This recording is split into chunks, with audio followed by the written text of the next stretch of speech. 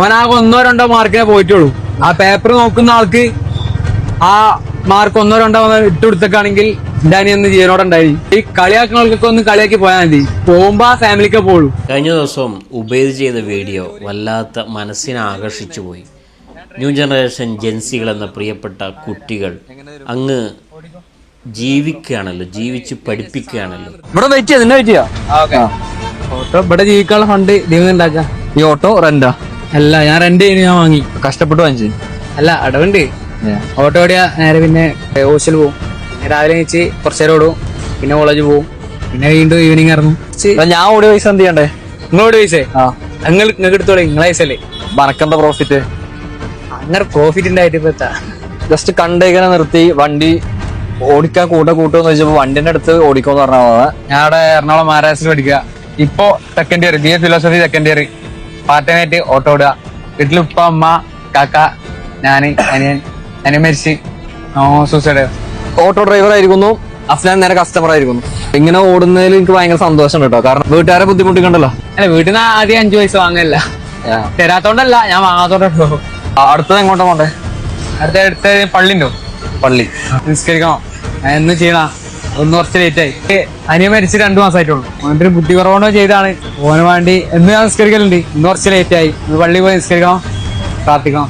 10ാം class തോറ്റേന്റെ ആ നമ്മളാരും ഒന്നും പറഞ്ഞില്ല. പക്ഷേ ഭയങ്കര ബാഡായി പോയി. വീട്ടിൽ ഉമ്മ ഉണ്ടായിരുന്നു, ഉമ്മനെ പറ്റിച്ചു പോയാണ്. ഒരു സബ്ജക്റ്റ് പോയി. പിറ്റേന്ന് പകലാണ് സംഭവം. ഉമ്മ ഫ്ലോർ തുടച്ചുകൊണ്ടിരിക്കുന്ന സമയത്ത് ഓൻ ബാത്റൂമിൽ പോയിട്ട് സൂസൈഡ് ചെയ്താ. ഓന് കയറെടുത്താ. അവന്റെ അറിവില്ലാമയോണ്ട് ചെയ്താണ്. ആ സമയത്ത് 10th ആണ് ഏറ്റവും വലുത് എന്നുള്ള സ്കൂളിലൊക്കെ പറഞ്ഞ് പഠിപ്പിച്ചു തരും. പക്ഷെ അതല്ല വലിയ മൈൽസ്റ്റോൺ എന്ന് ആദ്യം മനസ്സിലാക്കുക. ഇൻവിജിലേറ്റേഴ്സിനോടും പേപ്പർ നോക്കുന്ന കുറച്ച് ആൾക്കാരോട് പറയാനുള്ളത്, ഓനാകെ 1-2 മാർക്കിനെ പോയിട്ടുള്ളൂ. ആ പേപ്പർ നോക്കുന്ന ആൾക്ക് ആ മാർക്ക് 1-2 ഇട്ട് കൊടുത്തേക്കാണെങ്കിൽ എന്റെ അനിയൊന്ന് ജീവനോടുണ്ടായി. ഈ കളിയാക്കുന്നവർക്കൊക്കെ ഒന്ന് കളിയാക്കി പോയാൽ മതി, പോകുമ്പോ ആ ഫാമിലിക്ക് പോളൂ. എന്റെ ഫാമിലിയൊക്കെ കടന്നു പോകണാണ് ഏറ്റവും ബാഡ് സിറ്റുവേഷനിലൂടെ കടന്നു പോണേ. പറഞ്ഞറിയിക്കാൻ പറ്റാത്ത അവസ്ഥ. വീട്ടിൽ വിളിക്കാൻ പറ്റൂല, ആകെ ബാഡാണ്. ഈവനിങ് ആകെ 2-3 ട്രിപ്പ് എടുത്ത് പോയി നിങ്ങളെ കണ്ട് പക്ഷെ നിങ്ങളപ്പോ നിൽക്കാൻ പറ്റിയതിന് സന്തോഷം. 2 ദിവസത്തെ ശമ്പളം 2000 പ്ലസ് ഒരു 2 മണിക്കൂറിന്റെ ഓട്ടോ ചാർജ് 600 അല്ല പറഞ്ഞേ. അപ്പൊ 2600.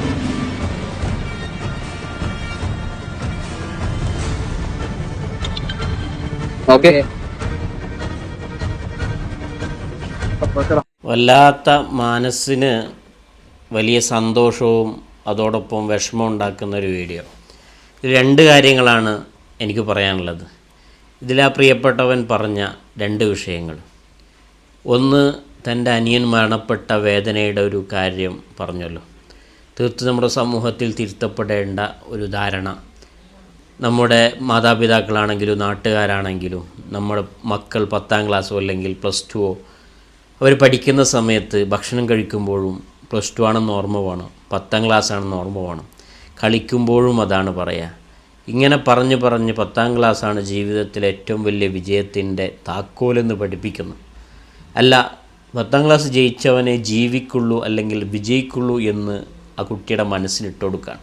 അല്ലെങ്കിൽ +2 ജയിച്ചാലേ നിനക്ക് അന്തമുള്ളൂ, നീ സമൂഹത്തിൽ ജീവിക്കാൻ അവകാശമുള്ളൂ എന്ന് ധരിപ്പിച്ചു കൊടുത്ത ഒരു സമൂഹത്തിന് മുമ്പിൽ മരണപ്പെട്ടു പോയ ഒരു അനിയനെ കുറിച്ച് ചിന്തിക്കുന്ന, വിലപിക്കുന്ന ഒരു ഏട്ടനാണ്. സത്യം പറഞ്ഞാൽ നമ്മുടെ സമൂഹത്തിൽ തിരുത്തപ്പെടേണ്ട നമ്മുടെ മക്കളിൽ എന്താണ് ജീവിതമെന്നും ജീവിച്ച് വിജയിക്കേണ്ടത് എവിടെയാണെന്നും ആദ്യം മനസ്സിലാക്കി കൊടുക്കൽ നിർബന്ധമായ ഒരു ഘട്ടമാണ്, മാതാപിതാക്കൾ ചെയ്യേണ്ട ഒരു ഘട്ടമാണ് ഈ സമയം എന്ന് പറയുന്നത്.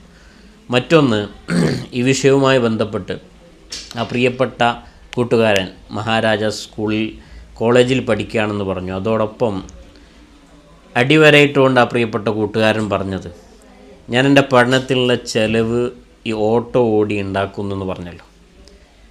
സത്യം പറഞ്ഞാൽ ന്യൂ ജനറേഷൻ എന്ന് പറയുന്ന ഒരു പ്രിയപ്പെട്ട കുട്ടികളുടെ ഒരു ലോകം.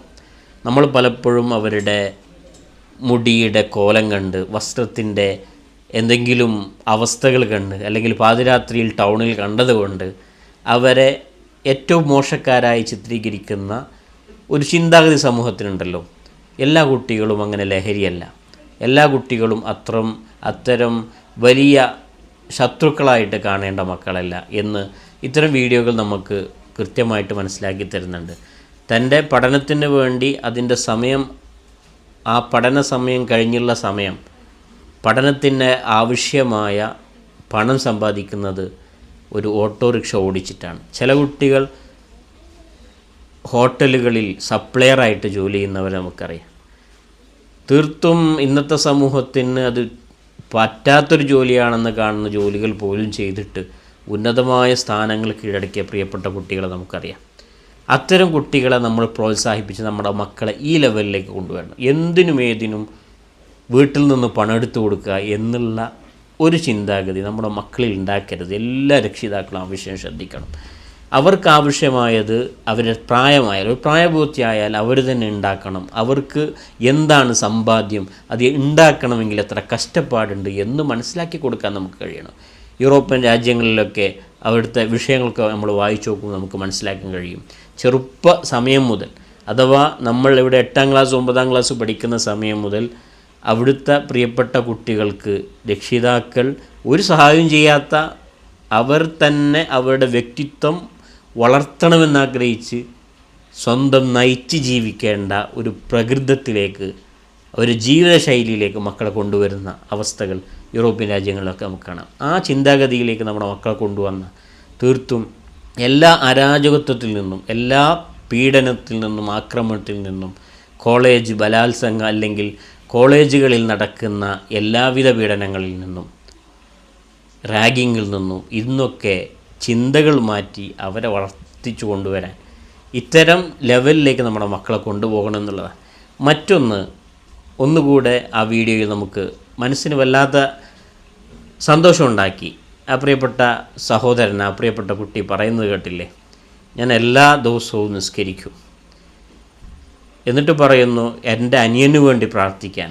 ഏതായാലും പ്രിയപ്പെട്ട കൂട്ടുകാരൻ ഇത് കാണുന്നുണ്ടെങ്കിൽ നിത്യമായിട്ട് റബ്ബിന് വേണ്ടി നിങ്ങൾ നിസ്കരിക്കണം.